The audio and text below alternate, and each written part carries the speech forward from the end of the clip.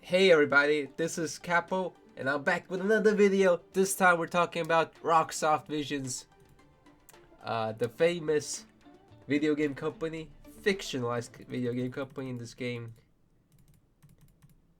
Now a lot of people like to say that Rocksoftvisions had kind of a rocky start, if you know what I'm talking about. But their very first game was actually Hacker's Den: The Fappening.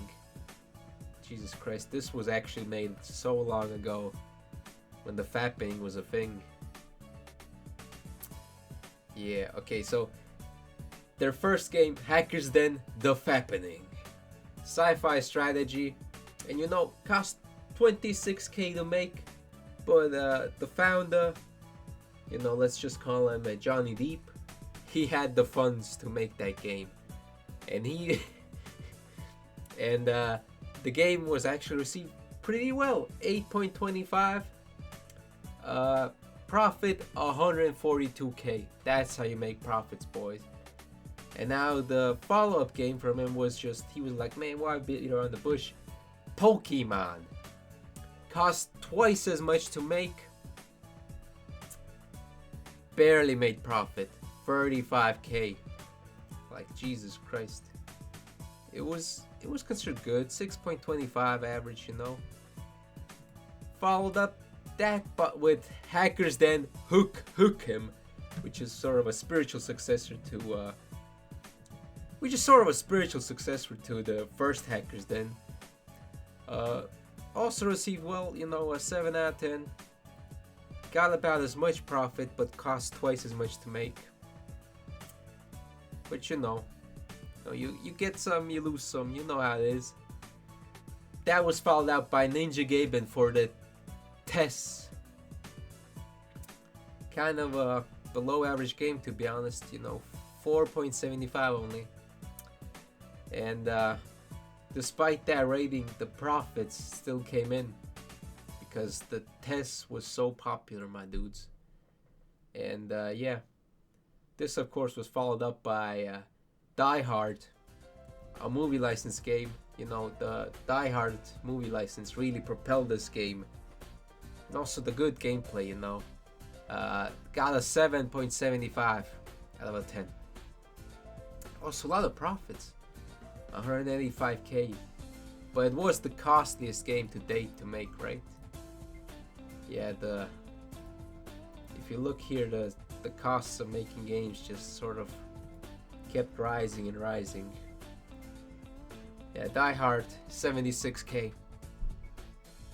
Of course, that was followed up by Ninja Gaiden 2, which was actually a good game. 7.75, meant for young children on the TES. 250k profits, biggest profits yet, outselling the Die Hard. So yeah, right? Biggest profit yet. Yeah. So the lowest profit was actually Pokemon, only 34k. But Ninja Gaiden 2 outsold that. Of course, everybody outsold that. Fucking hell. That was followed up by Hacker's Den 2 Watch Dogs. Now, this was a sequel to the original Hacker's Den, The Fappening, not the Hook 'em spin-off, Sci-fi strategy, 7 out of 10. I think this was done before the hacking was actually made into an actual genre. This was back when it was more broad. So yeah. Good game, was a good game. That was followed up, of course, by The Sims, which, despite costing less, made 2.6 million in profit. Just like crazy. Sales wise, was number one. The Sims blew everything up. The Sims was Rocksoftvisions' magnum opus to this day. They was like, man, The Sims, man. And of course, how do you follow up The Sims? Well, they went back to an old property. They was like, man, let's do Pokemon 2 for the Game Link. And it was better than Pokemon 1, but still kinda shit, you know what I'm talking about? 108k only profit. But still, at least it brought profit. 5.25, just an average game. That was followed up by the long anticipated sequel for The Sims. Sims 2 was just like a good game, not the perfect masterpiece that was Sims 1. And it had the biggest budget yet, 203,000, and bringing in only an income of 180,000. It lost 22,000 sadly. Yeah, kind of a disappointing sequel, but you know, Rocksoftvisions tried something different. So The Sims 2 was followed up by Prison to Pick Up Soapium. The newly made director Hugh Unjackable. It was his first directorial debut, and this was a prison RPG. And this was a prison RPG. Didn't cost as much as Sims 2. Was well regarded, but because of the Sims 2's sort of you know, it didn't bring in much profit. Still, almost a 9 out of 10. Many might consider that maybe because of the mature audience, you know, the prison themes and themes of sort of finding yourself within a prison system, you know. A lot of people thought it was kind of weird, especially a prison game where you don't try to escape, you just live in the prison. It was definitely a weird one, but you know. That was followed up by Ninja Gaiden the Summer Sale.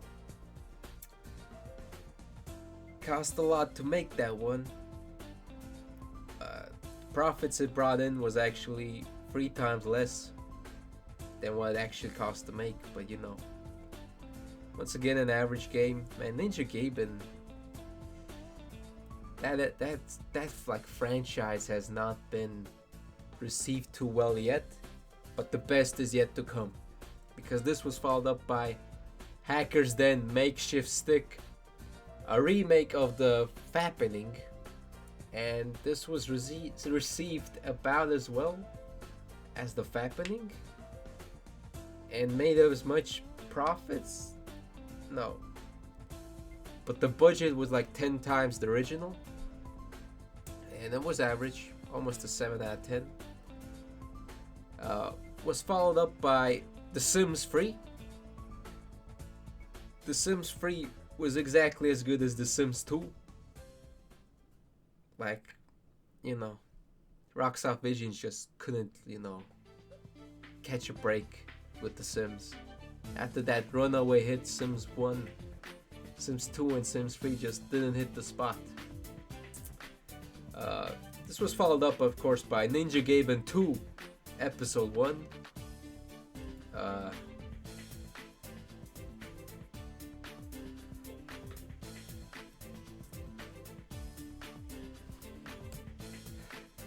Sims 3 was followed up by Ninja Gaiden 2 Episode 1. If you can recall, Ninja Gaiden 2 was a full game that was sort of average, but Ninja Gaiden 2 Episode 1 for the Play system, a completely different console, sort of a continuation of that story, but not a full numbered sequel. Pretty fucking ballsy if you ask me, but it paid off because it made 473,000 in profits, and it was the costliest game yet, so I'd say it was a worthwhile investment. Top 18 at the time in sales wise. This was followed up, of course, by The Sims 4, which was finally that follow-up to Sims 1 that everybody wanted. the fourth game finally captured some of the magic of The Sims 1. And it made 2.3 million in profits. If you remember, the first one made about 2.1 or something. So yeah, this was a follow-up. This was finally a sequel worthy of the original, but still not quite as good as the original. People were still more keen on the first one. Only top 6 on the leaderboards. Then came Hacker's Den Rehacked. Now this was actually a remake of Hacker's Den Hook'em, and it fared pretty good. Well, it was a good game, great game, an 8 out of 10. Return of Hugh Unjackable's director as a director. Prison 2 Soaked Me Harder. Picked up right where Prison 1 left off. 8.25. Yeah. Still like this. And also they made it so the mature themes sort of disappeared and it was for everyone again. I mean, for the first time ever, it wasn't a mature game. It was for everyone, which a lot of diehard fans sort of felt like that betrayed their essence. That, you know, that took away a lot from the first Prison game. Ninja Gaiden 2 Episode 2, just an all-around amazing game, an almost masterpiece. 9.75, top sales rank number 1. Income $5.8 million. This was the Play system seller, if you know what I'm talking about. This was the one everybody had to own on their Play system.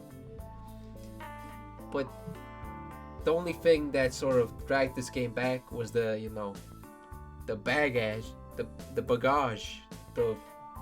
baggage of the previous game. So, you know, to fully understand the plot of Ninja Gaiden 2 Episode 2, you had to play Ninja Gaiden 1, Ninja Gaiden Summer Sale, whatever that other Ninja Gaiden game was, Ninja Gaiden 2, Episode 1, and Episode 2. This was followed up by Die Hard 2. Man. Below average. Slightly below average. And its cost was more than Ninja Gaiden 2 Episode 2. And it did bring in some money, but it didn't break even. Minus 60k for Rocksoftvisions. But then came out the next game from Rocksoftvisions, The Sims 5. You know, basically at this point, every time Rocksoftvisions needed some money, they would release a new Sims game. So Sims 5, pretty good. One of the all-time greats. Not as good as Sims 4 or the original Sims, but you know, still made some money. The biggest, the most costing game yet. Once again did not hit that number 1 quite of the original Sims. This was of course followed up by Halo Cock Evolved for the Mbox. Most costly game yet. In hindsight, maybe like the cock in the name of the game, you know, might have scared away some people. Maybe that was a bad move, but you know, Hugh Unjackable returned. This time he tried to do something a bit different. He decided to do Life After Prison, which he sort of named Halo, because you know, you get that Halo, you're like you atone for your sins. This is difficult to explain, but he had a vision. This was his worst game yet, just an average game, but it still brought a lot of profit for some reason, because everyone was hyped about. Not a lot of people played, you know, Prison 2, but everybody heard it was good. So when Halo Cock Evolved came back, not came back, came out, everyone thought, okay, I didn't jump on Prison 2, but I'll jump on Halo Cock Evolved. This was, of course, then hackers then losing virginity. Virginity is sort of like the super virus, super PC virus. Maybe should have chosen a better name. But this was a sort of, once again, like soft reboot of Hackers Den series. But made 1.2 million income with a profit of 660. Reboot wise, we decided,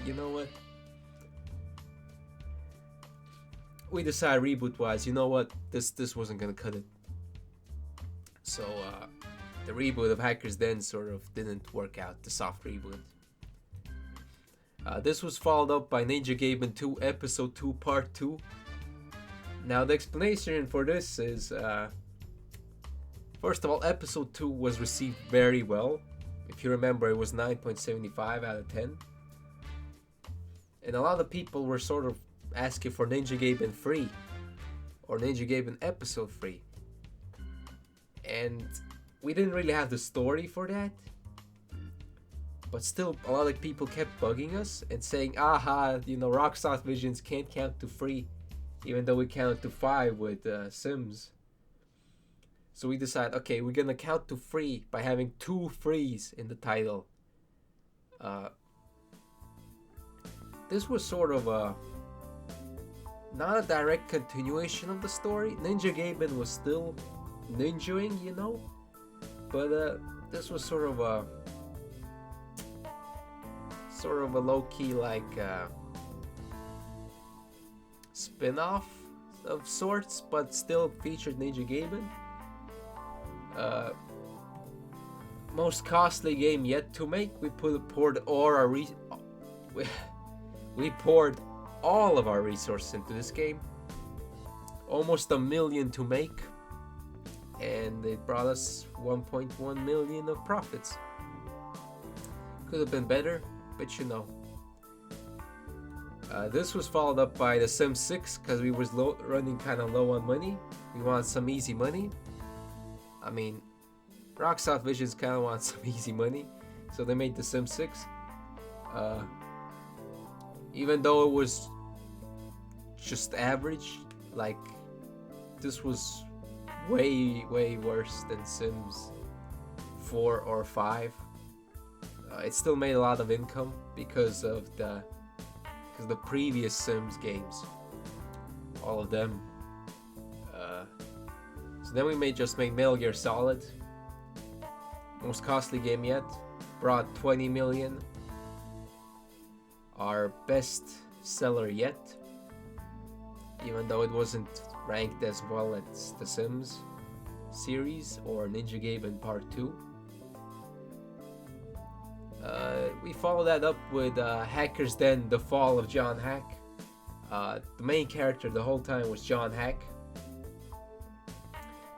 and we sort of tried to make it like, okay, fuck all the reboots, all the side stories, all the stuff. We are focusing on the originals. So the original, like Hackers Den: The Fappening and Hackers Den 2, this was a sort of sequel to that, and starred John Hack and his fall. Most costly game, cost about as much to make as Metal Gear Solid. Didn't bring enough as also made a lot of money, 6.3 million. Pretty good. At this point, Rocksoftvisions had a cushion to make more experimental projects and really push the game, really pushed boundaries of video game design. So Ninja Gaiden final episode, we decided, okay, we're gonna skip the free.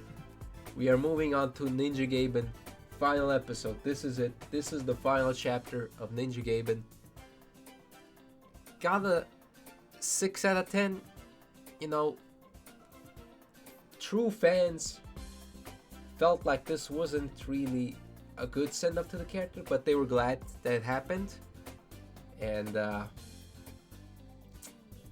we all look back fondly on this final episode.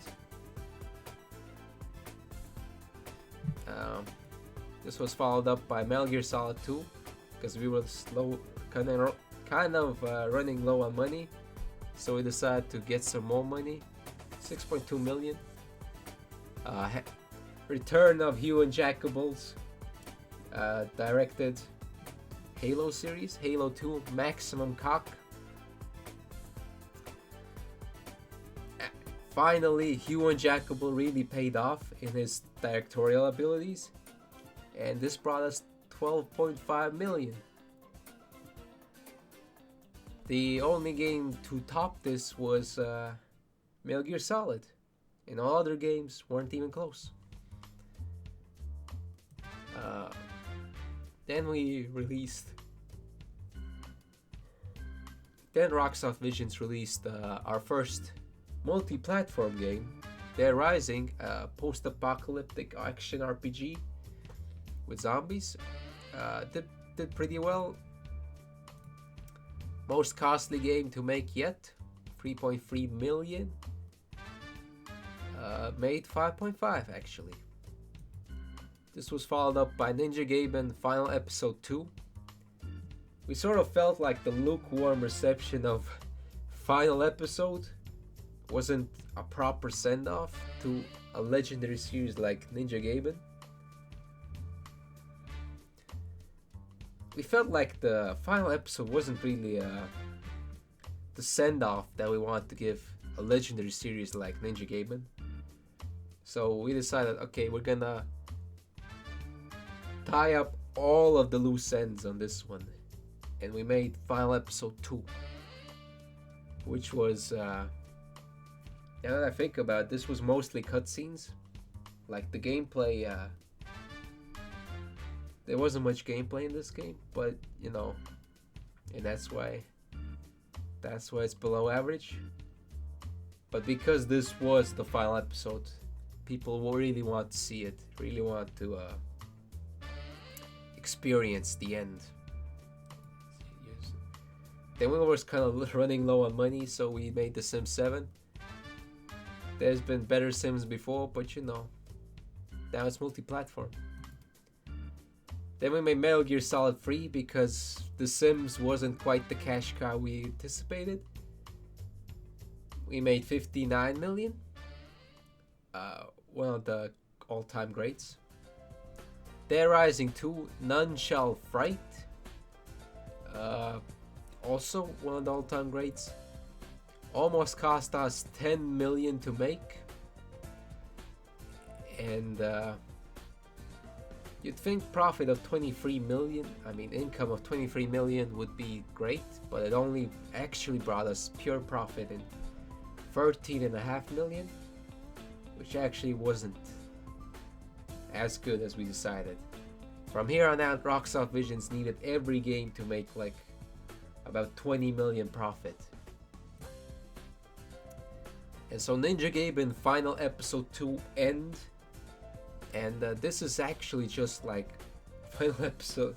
The previous Final Episode 2 did not actually feature an ending cutscene. So just because with our publisher we had some tough times with our publishing. So Ninja Gaiden 2 Final Episode 2 actually didn't feature a final cutscene, which was why that game was below average. So we decided to make that cutscene into a full game and to make it the final ending. Sort of, this is it. This is Ninja Gaiden Final Episode 2 end. If there's ever going to be another Ninja Gaiden, it's gotta be like an amazing story, an innovative gameplay idea, something like that. And it made us a lot of profit as well. This was followed up by Metal Gear Solid 4 Small Boss. Sold alright.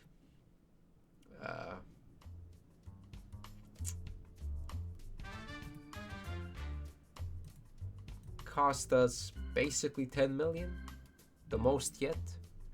It only brought in 7.8 million, but you know, in profit, I mean. So we decided to follow that up by Prison Threesome. Once again, the mind of Hugh Unjackable. And even though once again his game was not thought of as like a masterpiece, it was thought of as a good game, a great game.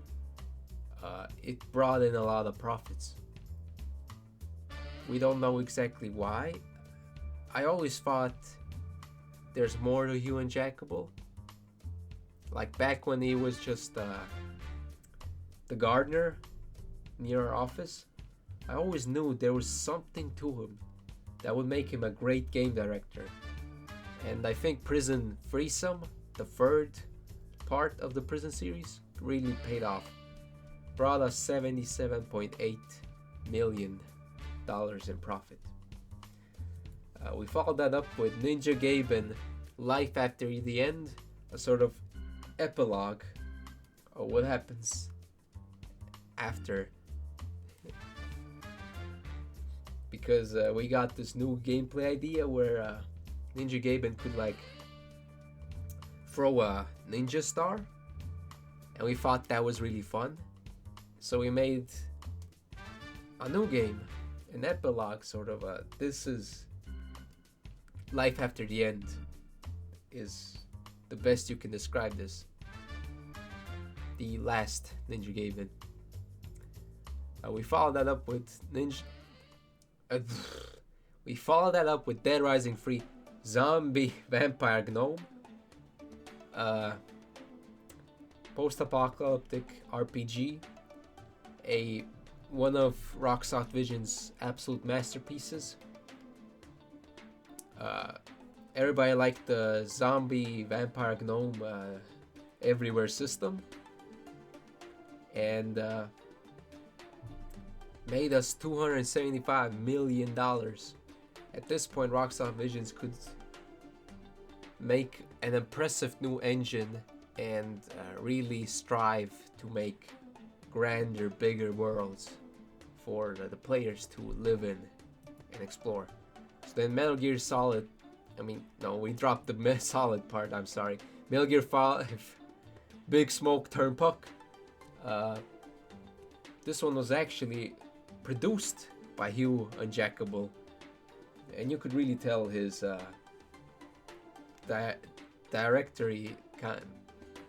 direction and style actually really steered Metal Gear franchise in a good direction. $210 million. So that was financially two absolute bangers in a row. Two of the Game of the Years. So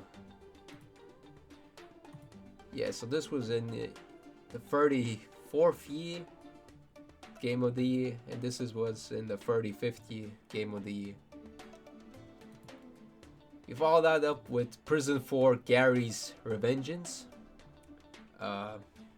So Metal Gear took away a lot of the direction of Hugh Unjackable.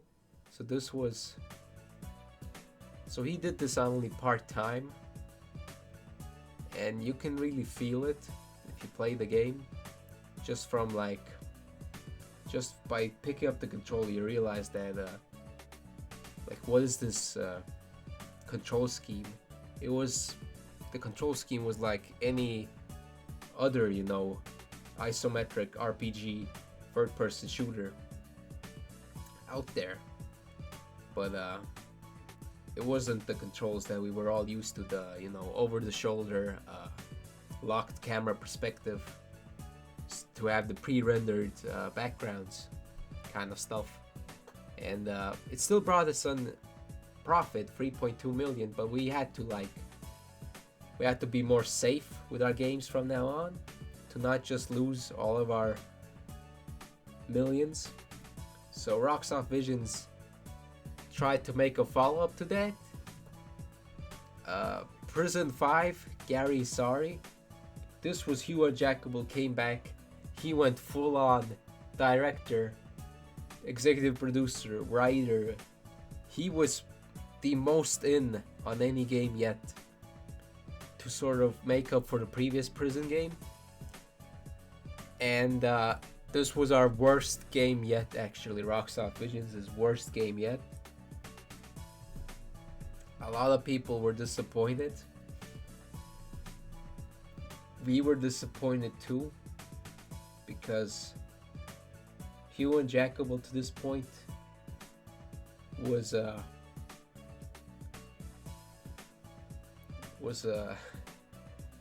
friend to me, you know. Well, from here on out, you couldn't really. Could you really trust a man after you give him such a beloved fan franchise like Prison, and he messes it up this bad?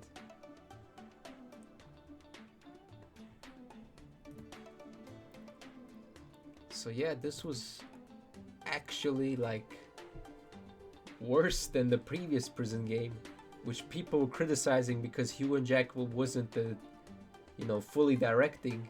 This one that he was fully on board with, more than ever, had control over it, was actually worse. So we kind of lessened this control from now on. So we decided to make up for it by mashing together all of our franchises into one. We looked at what our neighbor company Poopysoft was doing, and we decided to do the same thing. So X, Dead Rising, Metal Ninja Gaben X. Makes me cough every time I say that phrase. I'm sorry. Most ambitious crossover event in Rocksoftvisions history, and made 54 million profit, and was our last game to date. And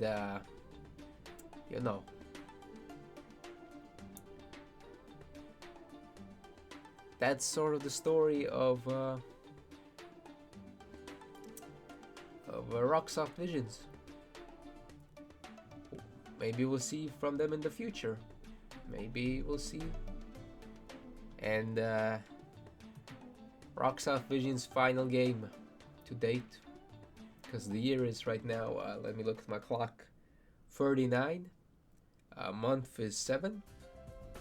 And it wasn't quite the top seller, but they didn't end on a whimper either. They ended on a solid, just good game.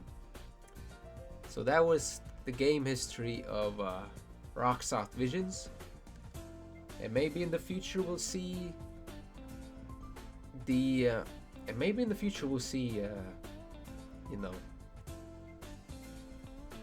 game history of other game developers.